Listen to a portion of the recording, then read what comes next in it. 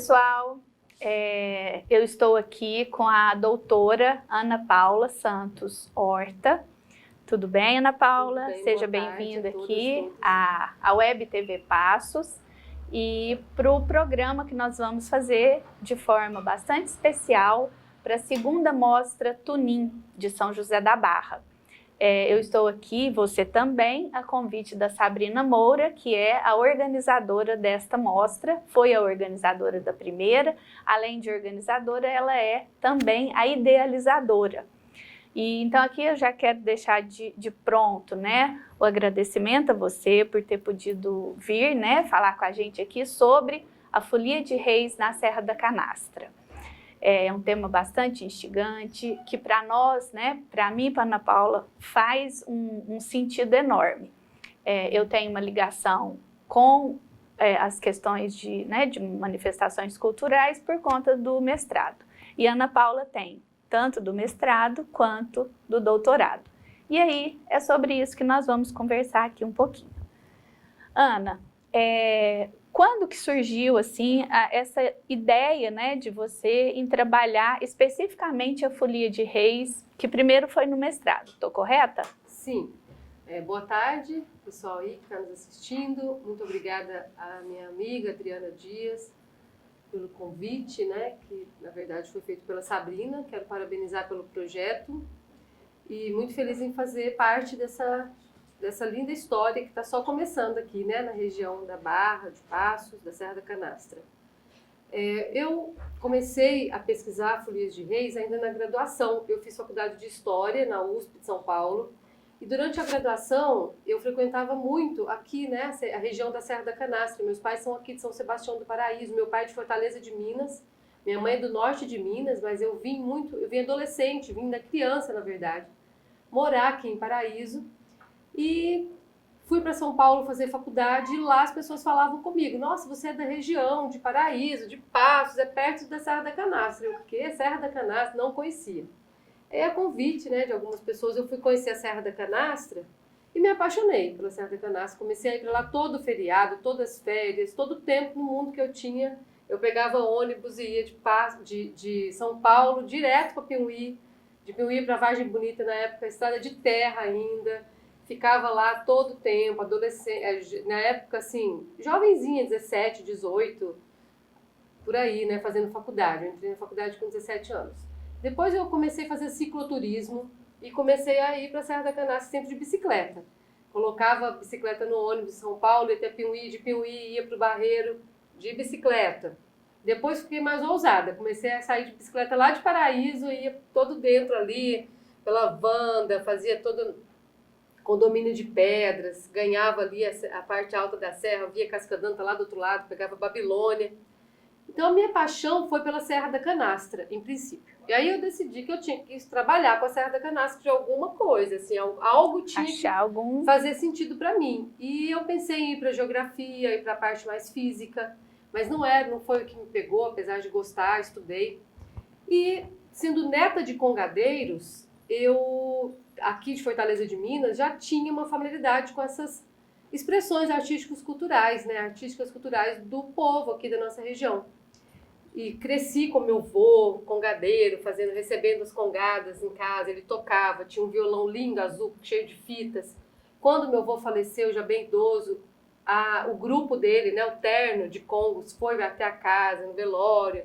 É lindo, foi né? assim, sempre foi uma história muito bonita. Depois, já na faculdade, eu comecei a estudar, fui fazer um curso com um professor alemão de teoria da história e ele me apresentou, então, num curso de história das religiões, ele me apresentou um conceito, que é o conceito de catolicismo popular no Brasil, que hoje a gente já coloca no plural, né, catolicismos populares no Brasil, tendo em vista a diversidade cultural que o nosso país vive, né, o sincretismo, e toda essa mistura de religiões que tem dentro do catolicismo. A Adriana sabe mais do que eu, porque ela estudou ternos de Congo, que é algo, né, sim, que tem esse sincretismo aí entre África e Brasil muito forte também, e também todo o Mediterrâneo ali. Sim. E com isso eu tive um estalo, eu falei, nossa, peraí, religiosidade popular brasileira, isso é congada, é folia de reis, na Serra da Canastra não tem congadas. Não. né? Nunca vi ali naquela região que eu estudei. Mas tem muita folia de reis. E foi assim que eu comecei a fazer minhas pesquisas. Ainda na faculdade, eu estava fazendo essa matéria e falei assim com o meu professor, um alemão, velhinho, vou lá, vou fazer uma pesquisa. Ele me orientou, eu li muito sobre, até então não tinha contato teórico com folia de reis. Só de ver, sabia até mais sobre congadas. Aí comecei a estudar, terminei a faculdade, entrei já no mestrado, fiz o mestrado, aí em função de alguns dificuldades da vida mesmo, não dificuldades, mas coisas que aconteceram, parei um tempinho de estudar, criei minha filha, né, constituí família, trabalhei bastante e só em 2017 eu ingressei no doutorado na Unesp de Araraquara e acabo de defender agora, minha tese está até aqui fresquinha na minha mão, né, e eu continuei estudando as festas religiosas. Só que aí eu ampliei um pouco, eu saí da Serra da Canastra e estou estudando aqui também no meu doutorado, né, estudei, apresento uma pesquisa sobre festas em Goiás, Pirenópolis, onde tem cavalhadas em Pirenópolis, e também ali no sul de Minas, em Caldas, Pocinhos do Rio Verde, em função do meu orientador e amigo Carlos Rodrigues Brandão, que você conhece, né? Sim. Que é um grande antropólogo, etnólogo, professor da Unicamp que estuda esse tema. Então, em função do contato com o Brandão, já que foi mais tardiamente, numa fase mais madura da minha vida, eu estive lá no sul de Minas, fiz bastante pesquisa lá e depois, apresentada também pelo Brandão, as festas em Goiás, lá na região de Pirenópolis. Mas não deixei de estudar a Serra da Canastra. No doutorado, a Serra da Canastra também está referenciada. Eu escrevo também sobre as transformações, as mudanças que esses rituais têm atravessado, né, em função do que a gente chama de mundialização da cultura, mas, em outras palavras, a globalização, modernização, o turismo, tudo isso, né, os meios de comunicação financiam, alimentam e até incentivam. O que tem de tão espetacular ou de especial a folia de reis na canastra? Tem algum ponto, tem alguma questão que é diferente da canastra para esses outros lugares que você estudou? Folia de reis, é curioso, né? Folia de reis ou companhia de reis ou festejos de reis, tem vários outros nomes, ela existe no mundo inteiro. A gente consegue, assim, tem relatos, documentos do mundo todo. Mesmo, assim, do mundo inteiro. Porque é uma festa genuinamente cristã, né? É uma festa que simboliza, que representa o nascimento de Jesus, a anunciação de Jesus. Recentemente eu estive num congresso no Rio de Janeiro, há menos de 15 dias, jornadas sobre alternativas religiosas na América Latina. E, Adriana, eu tomei conhecimento de algo que, para mim, que sou estudiosa disso, eu não sabia. Existem folias de reis evangélicas. A gente sempre imagina que os evangélicos, eles são muito avessos, eles não gostam, né, dessas festas católicas, que tem santos. Mas faz todo sentido pensar que existem folias de reis evangélicas, porque a folia de reis não é uma festa para um santo, é uma festa para Jesus Cristo. E o Jesus, ele está em todo, né? Exatamente, é universal. Então, a folia de reis, ela existe no mundo inteiro, tem peculiaridades em cada local, principalmente com relação à gastronomia, que cada região tem uma comida, serve comidas específicas. Eu tive a oportunidade de ver a folia de reis na Espanha, né, que é do outro lado, a gente tem que atravessar o Atlântico para ir lá. E lá na Espanha também é muito diferente daqui, do que a gente vê aqui. É uma festa muito mais carnavalesca, sabe? As cidades param. Eu fui em Barcelona, a cidade parece um carnaval. Todo mundo se fantasia de reis, as pessoas saem na rua com coroas. Então não é só a folia. Não é só a folia. As pessoas, a assistência, quem assiste, usa também coroinha. E são coroas que são distribuídas pela prefeitura. Sabe aquelas coroinhas do Burger King? Todo mundo usa como se fosse aquilo, de papelzinho mesmo. E lá não tem jantar, não tem comida, são balas, né? As pessoas ganham muitas balas, são jogadas balas, assim, arremessadas como se fossem bombas, assim, sabe? De canhões. Bala doce. Bala doce. Canhões de bala. Aí você passa aquele caminhão com as pessoas dançando, sambando, uma música super alegre. Lá em cima tem os 3 reis caracterizados. Uhum. As crianças em volta caracterizadas e eles jogam canhões de balas. Mas assim, voa a bala na gente. Em algum outro lugar da Europa? Porque você viajou bastante, né? Não, só vi lá. Porque eu fui especialmente para o Dia de Reis. Eu estava lá no dia 6 de janeiro, que é Dia de Reis, que é muito famoso. É um feriado, tudo gira em torno tem a comida, as padarias vendem o pão de Reis, como se fosse um Natal, assim, é o Natal, é mais importante do que o Natal. Mas, sobre a Serra da Canastra especificamente, o que tem de diferente ali, né? Eu disse isso para falar que em todos os lugares todos os lugares têm especificidades. E a Serra da Canastra tem uma especificidade muito grande, né?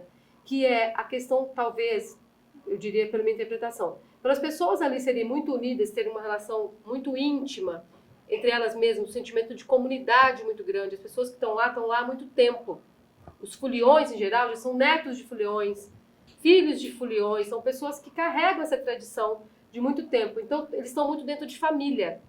Existe um caráter familiar muito forte na Canastra. E a comunidade local, assim, também tem essa coisa da participação, muito, né? De entrar nas casas, de fazer tudo junto, de ajudar. De saber das datas. Saber se você te ajuda, se te dou, eu vou doar para você, vai ser a festeira, eu vou doar para você isso. Mas essa coisa do festeiro, da captação dos alimentos, isso é uma característica forte da Folia de Reis em todos os lugares. O que eu acho muito importante na Serra da Canastra é essa questão de ser familiar. Hereditária.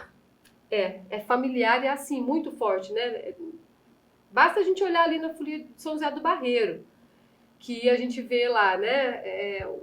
Tem a pessoa que tem o filho, o genro, o neto, o outro filho também, aí o outro neto, quando vê, tá uma família inteira fazendo uma Folia de Reis. Só com a família já tem compõe. Tem 1, 2, 3 fora, mas tem, né? Eu tô pensando agora, por exemplo, na família do seu Amador, que tem aí ele, tem o genro, que é o Ednei, e o Ednei tem já os irmãos dele todos, né? O Edmar, Ednei, todos estão também fazendo Folia de Reis.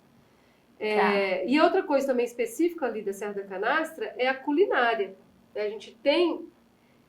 Eu lembro muito que as pessoas turistas iam para lá e se deliciavam exageradamente com o queijo e a cachaça que é servido. E a pessoa que não tem costume disso, acabava que tinha também até algum problema ali, um desandamento no estômago, intestinal e tudo, porque não estão acostumados a... Sim, pela mistura, né, pela quantidade. E o queijo do jeito que é ali, porque quando você compra o queijo, que já passou por todos os processos que são exigidos hoje, né, pela segurança e tudo, é diferente, mas às vezes eu vi muita gente que ia lá na festinha, lá no Vão dos Cândidos, por exemplo, lá eu falo festinha no sentido de dizer que é uma festa de uma pequena comunidade.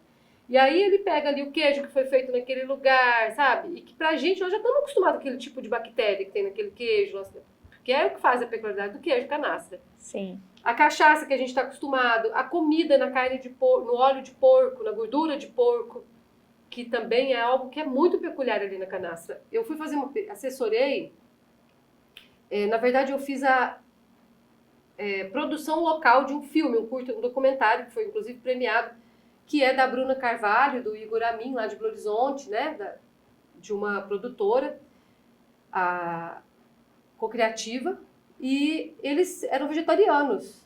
O grupo era quase todo ele vegetariano. Eu tinha que ter o cuidado de ir antes nos locais para saber como que essa comida estava sendo feita, porque a maioria da comida era na gordura de porco. Então eu avisava para eles, o arroz, a salada, ok, né? Então vamos pedir mas um não ovo, pode botar o óleo. Mas o feijão não tem carne, mas está na gordura de porco, porque isso empola uma pessoa que não come carne. Então a culinária ali, né, que é uma riqueza gastronômica do nosso país, a Serra da Canastra é muito rico. A comida é muito forte, mas também essa questão da família. Eu vejo que são os dois pontos que para mim são muito fortes da Folia de Reis na Serra da Canastra. Eu tive o prazer um dia desses, né, de participar como cozinheira voluntária, e você sabe o quanto eu não cozinho, né? Eu não sei fazer comida, mas me dispus a ajudar na saída e na chegada da Companhia de Reis lá da Babilônia, da região ali da Mata. É algo assim que para mim foi um presente poder participar daquilo. Eram 9 fornalhas, então eles têm até o modo, né, o lugar de fazer a comida todo diferenciado. Para quem não sabe, fornalha é um cupim natural que dá um monte de terra, assim, eles retiram com trator aquilo, faz um furo e aquilo se transforma num fogão. Eram 9 negócios daqueles, com tachos enormes, assim, umas comidas né, gordas, então macarronada, e aí cada vizinho, né, cada companheiro ali daquela comunidade faz a doação. Nos dias anteriores foram matados 14 porcos e dois bois. Então, assim, é tudo muito, né? E recepcionou 1.000 pessoas. Eu fiquei, assim, né, de boca aberta com aquilo, que é tudo muito. E esse caráter, né, da abundância tem muito a ver com a equidade social, né, com o equilíbrio social.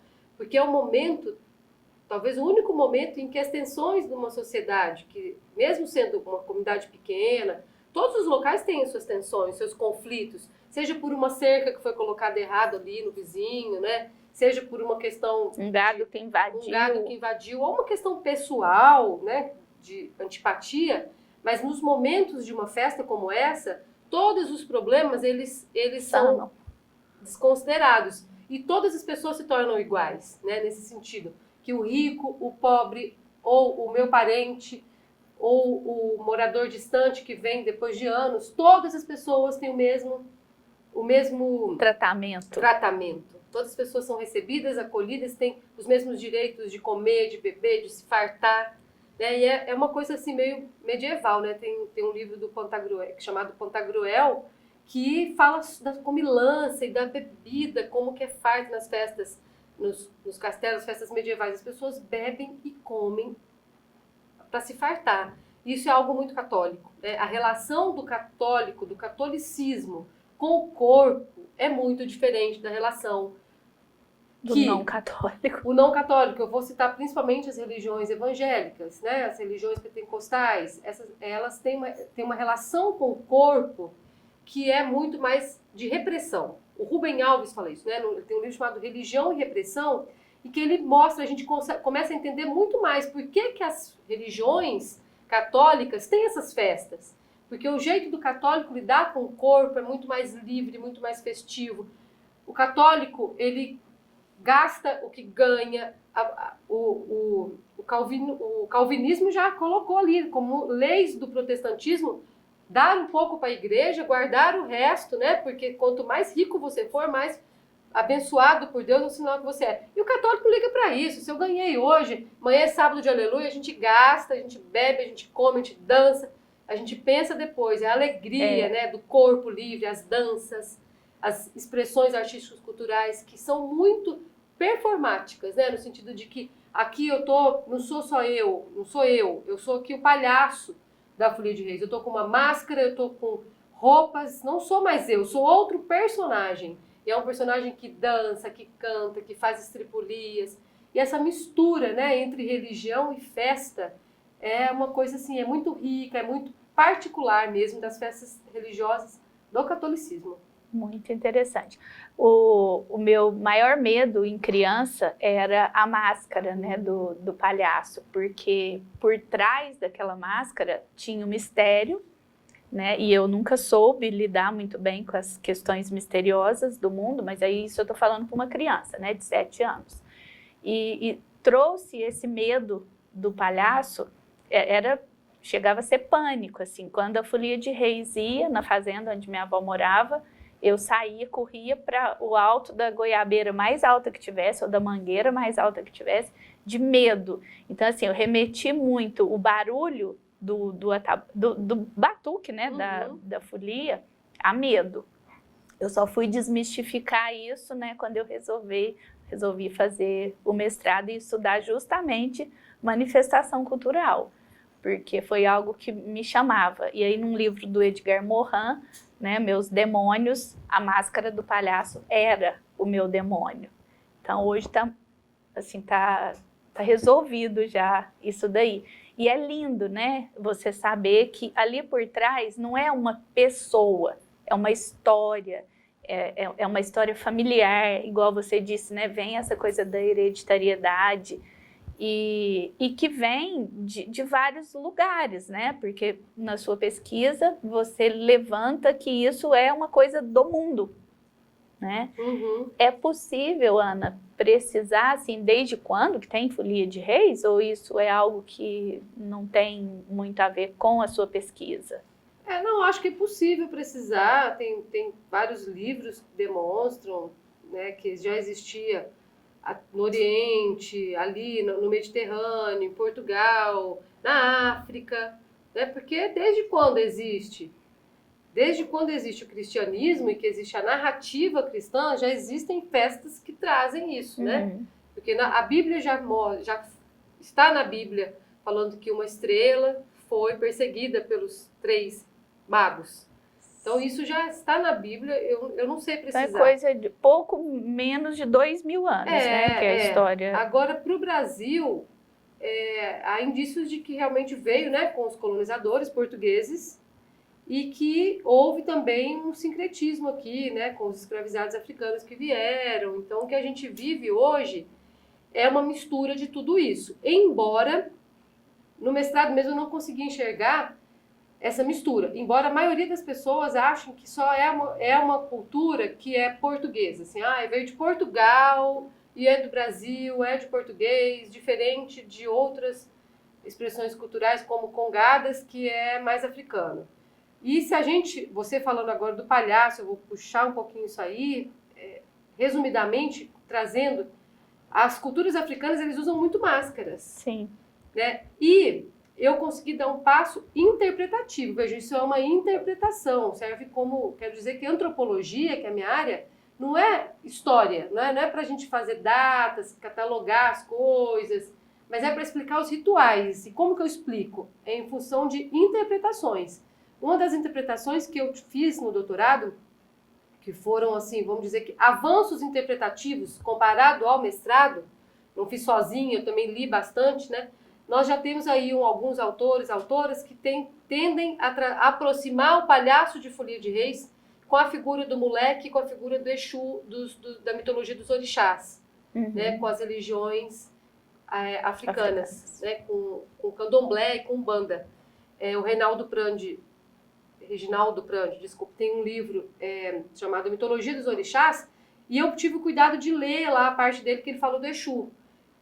É impressionante como as características e as funções do Exu são muito, muito similares às características e ações, né, atitudes que o palhaço tem dentro de uma folia. Limpar os caminhos, né, que ele chega primeiro, o palhaço ele chega primeiro na casa, ele olha se tem uma cruz, porque a cruz tem que ser tampada, tem aí os rituais, as explicações para isso. Ele faz ali, estou olhando ali, vendo uma coisa, ele faz espiritualmente, ele é responsável pela limpeza, ele fica de fora numa folia de reis, ele é o último a comer, todo mundo entra e come, ele fica pelo final. A máscara dele, ele só tira a máscara no fim, atrás da bandeira, e quando a bandeira vira para ele, que ele está sem máscara, ele se ajoelha, ele pede perdão, ele tem uma conversão. O palhaço é o único ali que, ao final, se converte. Aí a gente se pergunta, mas converte a quê? Ele se converte porque você usou uma palavra muito forte, você falou os demônios, o livro do Mohan, porque ele, historicamente, dentro das narrativas dos próprios foliões, ele está relacionado à figura do demônio. Eu tenho um artigo que fala exatamente, o título é esse, né? A presença do mal dentro do catolicismo. E aí eu tento mostrar como que essa assimilação se dá, né? Ao contrário de colocar para fora o que é representado como mal, como o diabólico, que é mal, ao invés de colocar fora, ele assimila e promove a conversão. E o que é a conversão? Batismo. A conversão e o batismo são os cernes de todo o cristianismo. Não existe cristianismo sem conversão e sem batismo. Então, sim, o palhaço, ele é a figura mais ambivalente dentro do Folia de Reis. Assim, não dá para falar em poucos minutos. Eu mesma tenho muitos artigos, muitas coisas escritas, quero escrever mais, já falei sobre isso. E tem muita gente que escreve e fala sobre isso. Ele é uma figura ambivalente e não é à toa que ele é o único que usa máscaras. E não é à toa que ele desperta medo nas crianças. Não é à toa que ele pede no final perdão. E não é à toa que ele se relaciona no ponto de vista assim, de interpretação, mais uma vez estou dizendo, com o Exu, né? Com o diabo. Quando a gente pergunta, eu já perguntei para vários foliões experientes, Da onde que surgiu o palhaço do Uma Folia de Reis? Aí ele fala assim, nós existimos para distrair o demônio. Nós existimos para distrair o demônio. Quem é o demônio? O demônio é Herodes, que tentava matar Jesus. O demônio são soldados de Herodes. Os palhaços, segundo as narrativas dos próprios foliões, eles são soldados que se arrependeram, eles eram os melhores soldados, que chegaram para matar Jesus, se arrependeram, porque sentiram a presença de Deus naquilo, se converteram naquele momento e falaram, olha, fujam para algum lugar que está vindo aí uma renca de soldados para matar vocês, para matar o menino Deus. E ele se fantasiou, porque ele não podia voltar e falar para os amigos dele, companheiro, vocês não podem ir lá, porque aquele lá é filho de Deus.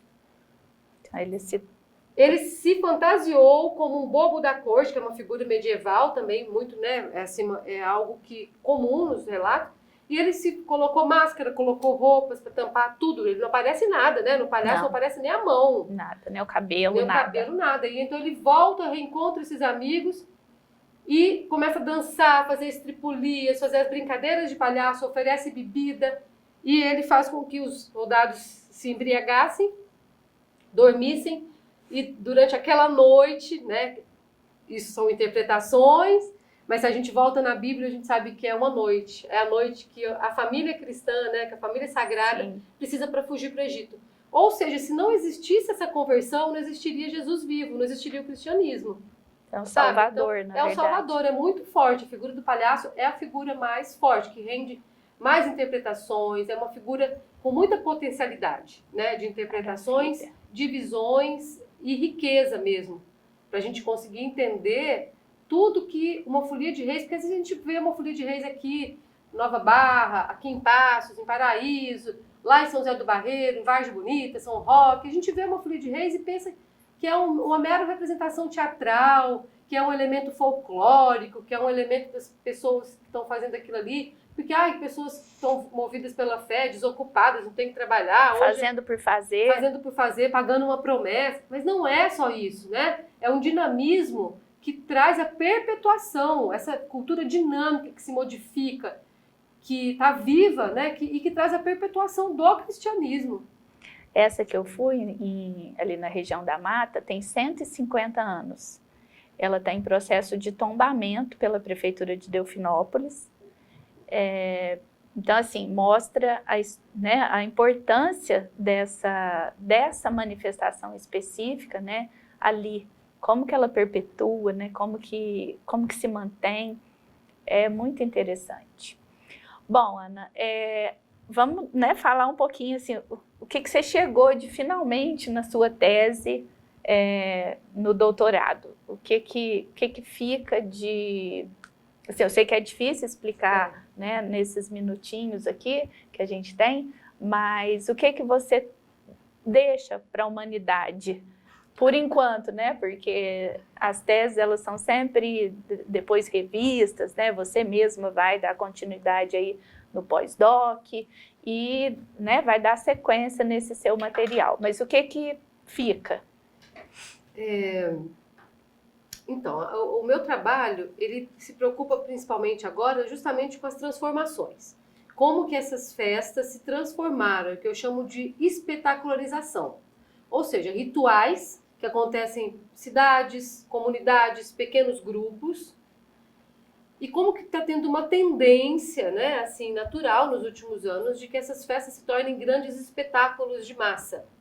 Por exemplo, lá em São Sebastião do Paraíso, depois de anos de muita negociação, finalmente os congadeiros, as congadeiras, votaram a favor da construção, né, de um espaço que a gente vai chamar então de congódromo.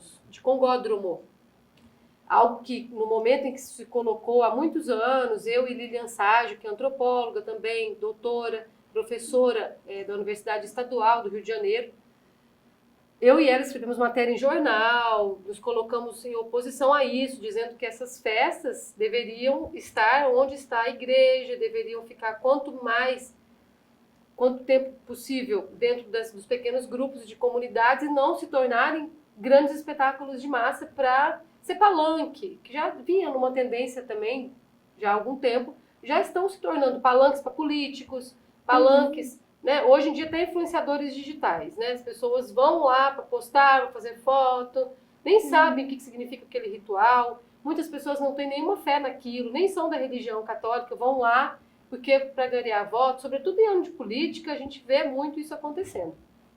Na época, eu e a Lília nos opomos contra especialistas. A gente mostrou que a igreja já tinha existido antes uma igreja de Congadeiros, em Paraíso, que era onde é hoje a rodoviária, depois virou rodoviária, e hoje é onde é a biblioteca municipal. E agora eles depois construíram uma igreja dos Congadeiros lá embaixo, do lado do hospital psiquiátrico, quer dizer, totalmente antagônico, você não pode ficar batendo tambor, fazendo festa até tarde, ao lado de um lugar doentes, né? Então não vingou. A igreja está lá com o Congadeiro, uma estátua de Congadeiro, mas não funciona. Embora tivessem tentado mudar de lugar, a Congada continuava acontecendo historicamente, onde ancestralmente sempre aconteceu, que é no centro da cidade. Claro que há um interesse, né, das pessoas que vivem no centro, sobretudo das pessoas mesmo mais elitizadas, em que o lugar não se tornasse para eles, né, sujo, porque eles alegavam, além da sujeira sonora, é barulho de noite, é xixi na rua, é gente o tempo inteiro na rua, vendendo coisas, enfim. É o que a cidade sendo cidade. É o que toda festa popular é, né? As pessoas da periferia saem e vão para onde está a festa. Sim. Então é também um momento de inversão social, é um momento em que os pretos, pobres, periféricos vão lá para o centro da cidade, se vestem de reis e rainhas e são aplaudidos pelas pessoas que em outro momento nem falariam bom dia, pelo contrário, até repudiam essas pessoas, né? Tem preconceito e racismo existe em todo lugar.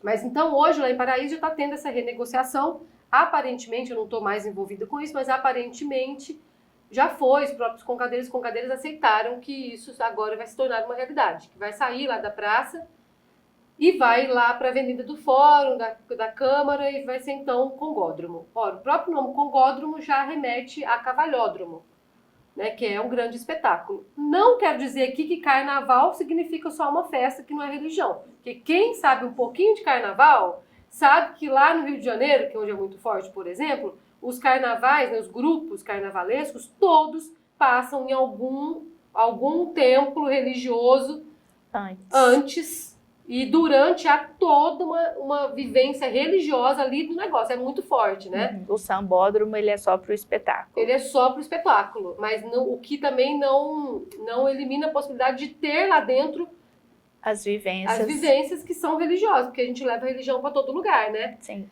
Então, não estou querendo banalizar essa palavra quando eu falo cavalhódromo, mas é no sentido exatamente isso que a Adriana está falando, de que é um espetáculo. E eu, no meu ponto de vista, acho um risco muito grande que essas festas se tornem apenas espetáculos.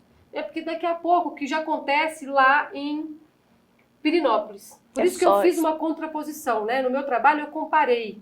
Eu deveria ter feito umas 5 festas, mas aí veio pandemia, eu entrei no doutorado 1 ano e meio depois veio pandemia. Então eu fiquei aí, as festas não voltaram até hoje, eu fiquei no seguinte impasse. Termino a tese com o que eu tenho de pesquisa e entrego, ou vou ficar esperando voltar a festa. A vida passa rápido para a gente ficar esperando também as coisas acontecerem. Sim. Então eu entreguei uma tese com 2 festas. De um lado, as Folias de Reis, da Serra da Canastra e do sul de Minas, que é onde o Brandão pesquisou e eu usei o trabalho dele como base. E do outro lado, um exemplo de festa espetaculosa, que é lá em Pirenópolis. Sim. Então, em Pirenópolis, as pessoas compram abadá, vão para lá, saem de Brasília, vão para lá para beber, para dançar, para ficar, não sabem muitas vezes o que é aquele ritual. Eu não vou aqui mencionar o que é cavalhada, mas é também uma festa cristã, é uma festa que fala de uma luta entre mouros e cristãos, mas essa cavalhada ela faz parte de uma festa grande que tem durante mais de uma semana, que é a festa do Divino, então a festa do Divino Espírito Santo. Dentro dessa festa tem também a folia do Divino, que é muito parecida com a nossa folia.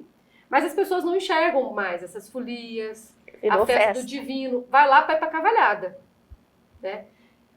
E agora nós temos o privilégio de termos na nossa região uma festa que, a despeito dos meios de comunicação, da facilidade de transporte, dos interesses turísticos e toda sorte de mercantilização da cultura que a gente já vê hoje, a gente tem o privilégio de poder presenciar uma festa que não é um espetáculo. né? É uma festa que, apesar de ter essas festas para 1000 pessoas... É 1000 pessoas da comunidade. E também você pode ir né? de fora, mas é assim... É do jeito deles, né? Nós estamos aqui, nós não estamos cobrando para você vir comer, não estou vendendo coroinha lá de Santo Reis, tudo de cabelô, graça. entendeu? Então, quer dizer, se não tem essa relação de mercantilização... Ela está mantida. Ela está na parte... O que está valendo é o ritual, é a fé. Nós temos esse privilégio que eu acho que é o que mais me encanta, né? Que é o que me dá muita vontade de continuar estudando, observando essas nossas festas aqui. Por isso que eu sempre apoio quem está fazendo, parabenizo a Sabrina.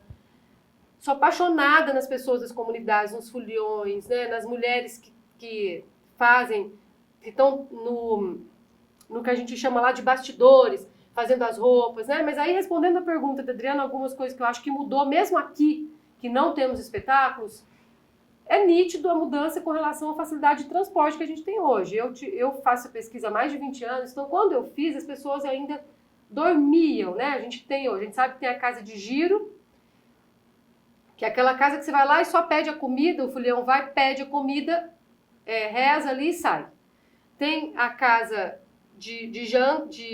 do jantar, não, tem a casa de comer, pouso. Que é a casa de almoço, que ele come o almoço, a casa de comer, mas tem a casa de pouso.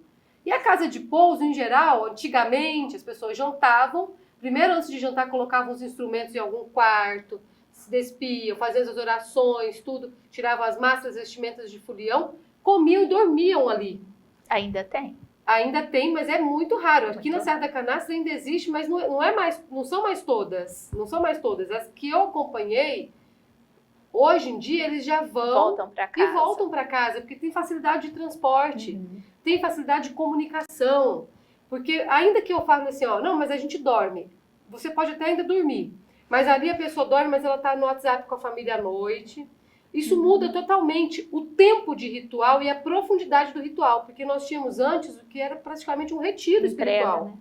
As pessoas ficavam no retiro, eu ficava ali com meus companheiros foliões, eu já fiz pesquisa de ficar com eles, na Babilônia, ali com o seu Reinaldo, né?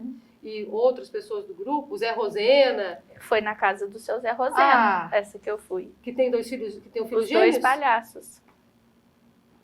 Que beleza, que ótima notícia, fiquei feliz, emocionada. Seu que lindo. Rosena e a esposa que recepcionaram esse ano. Ele deve estar muito velhinho. Depois te mostro. Quero ver. Aqui. Meu Deus. Pois é, essas folias dele, na época, ficavam dias dormindo.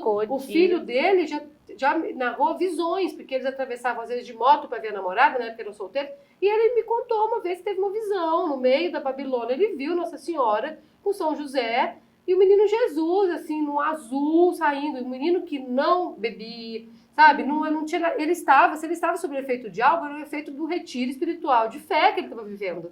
Sim. E eu, assim, acredito piamente, porque ele contou pro pai dele no outro dia, pai, tive uma visão. E eles me contaram, chorando. E aí, o que isso significa? Significa que a nossa folia está abençoada, eles tiveram uma interpretação linda no momento. E nessa folia, que foi agora, mês passado, a irmã dele, do Gilmar, que é Gilmar e Gilberto, né? A irmã se vestiu de Nossa Senhora, então tem um significado diferente, né? Porque normalmente não tem a figura da Nossa Senhora na folia. Não tem. Ela vestiu lindamente. Então, já são elementos novos, né? Que vão surgindo. Porque, assim, há um empobrecimento nessas folias em alguns aspectos, em função desse transporte, que hoje está mais fácil, muita gente dorme em casa, perdemos alguns elementos, até de narrativa mesmo, de vivência espiritual, de tempo de ritual. A gente perde também muitas histórias que eles viviam quando ficavam andando a pé, tinha uns que andavam a pé. Perdemos também alguns instrumentos musicais. Falar perdemos é meio também esquisito, não é falar que perdemos, porque em cultura a gente não perde nada, né? A gente modifica, a gente dinamiza, mas assim, há um empobrecimento de alguns instrumentos em algumas folias. Não tem mais viola, violino, bandolim, não tem. Então, uma coisa, não sei como está ali do Zé Rosena hoje, mas assim, era pandeiro, caixa, violão. Não, Se eles tinha- têm viola, se tinha alguém com- viola, violão, cavaquinho e sanfona, não, dois sanfoneiros sanfoneiros. também tem sempre. As Não, caixas, a né, companhia que de são- reis deles é uma exceção. E o Reinaldo junto, né? É uma exceção, porque a Sim. maioria das companhias de reis, não estou falando só da Serra da Canastra, Brasil afora, sul de Minas, que eu tenho visto, já mudou muito. Então, eu quero enfatizar novamente, né? A Adriana está aqui para dizer que eu estou falando a verdade, porque não vou há anos lá. Mas você está me dizendo que a companhia De deles mês passado. Mês passado, quer dizer, continua. Não quero nem falar que preservada, porque a gente não tem interesse nenhum em falar que tem que ser preservado, não tem que ser preservado. Preservar é museu que tem que preservar, a cultura tem que ser dinâmica, ela tem que ser respeitada dentro do seu dinamismo. Mas você acabou me dizendo que ela agregou elementos. Olha essa transformação, uma Nossa Senhora, quer dizer, ela está o tempo todo modificando. E o que eu também penso, tem várias mudanças, mas uma coisa também que é notória, assim, é o interesse dos jovens. Tinha um palhaço, Alfer, ou sei lá qual o nome que se dá, Tenente, Matias. um criança, que é sobrinho deles, já vestido de palhaço, né? Ele estava só na chegada, mas já meio que incorporando ali, já ganhando, né, a carta, né, de anuência ali da família para que ele siga como palhaço. Mas assim, eu acho que é o mais comum a gente ver que os jovens estão saindo desses lugares para estudar, né? Mais uma vez, com a facilidade, os fluxos migratórios no mundo inteiro se modificaram a partir do meio de comunicação.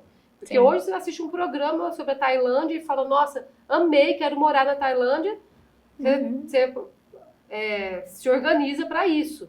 E hoje as pessoas sabem como que é, mas como que é Ribeirão, como que é Franca. Os jovens estão saindo mais para estudar fora, ou os que ficam ali muitas vezes estão com outro estilo musical, não tem tanto interesse em dar continuidade nessa cultura. Então, uma mudança também que eu observei onde eu fiz foi que não tem tanta presença de jovens, não tem. Assim, tem os mais velhos, aí você acha um ou dois da mesma família, em geral porque a mãe e o pai fez uma promessa, sabe? Então, quando o menino começa pequeno, por uma promessa, ele continua. Mas é raro um adolescente chegar lá falando, eu quero fazer. De pronto, né? Tá certo. Olha, gente, eu ficaria aqui com a Ana e com vocês o resto do dia ou da minha vida, quem sabe. Mas nós temos um prazo aqui. Ana, eu deixo considerações finais para você fazer, se você achar que ainda necessita. Eu quero agradecer só o convite para participar e também lembrar, né, que vai ter aí nos próximos dias, tem um calendário que eu não sei agora de cabeça. Nós vamos disponibilizar aqui. Tem uma página no Instagram também que tá tudo, né, que é o Festival Tunim, né, de teatro de rua, que é organizado pela Sabrina. E lá em São José da Barra, lá em Bom Jesus dos Campos. Isso, né, a vamos gente convidar deslocar, todo mundo. sair, conhecer essa riqueza tão grande, né, da nossa região. E quero aproveitar e deixar um forte abraço, né? Se tiver foliões aí, família de foliões que eu já fiz pesquisa. Fiquei muito feliz de saber do seu Zé Rosena, do Gilmar, do Gilberto, pessoal da Babilônia. Não vou mais citar nomes de ninguém para não ser injusta, mas quero deixar um abração para todas as famílias que fazem, né, as folias, que vivem disso e que dão valor nisso e fazem com que isso se perpetue. E muito obrigada. Então, ó, eu quero aqui, para dizer uma coisa, o Tunim, da mostra Tunim, Antônio, ele é irmão do meu avô, Benedito. Então, assim, a minha ligação com a Sabrina é familiar, né, para além da profissional, né, que Sabrina também é ligada às comunicações, né, é artista, é do teatro, enfim, é uma figura, né, muito plural. Nós temos, então, também esse parentesco, a minha família, né, o meu avô, irmão do avô dela. E a nossa ligação, então, agora está na Barra, né? Eu, você e ela em São José da Barra. A Ana tem um rancho lá, né, em São José da Barra.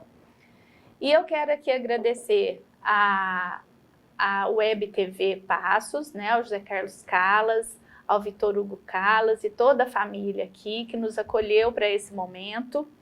E agradecer também ao prefeito Paulo Sérgio Oliveira, o Serginho, lá da Barra, que, né, é uma figura importantíssima para que essa segunda mostra Tunim aconteça.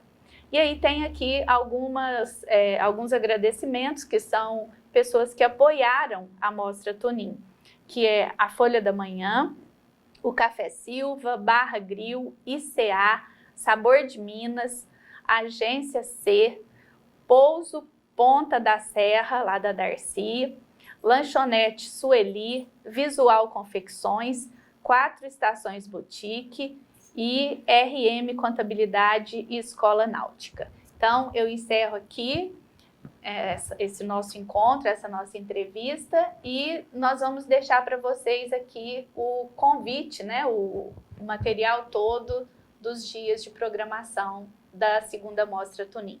Muito obrigada a todos.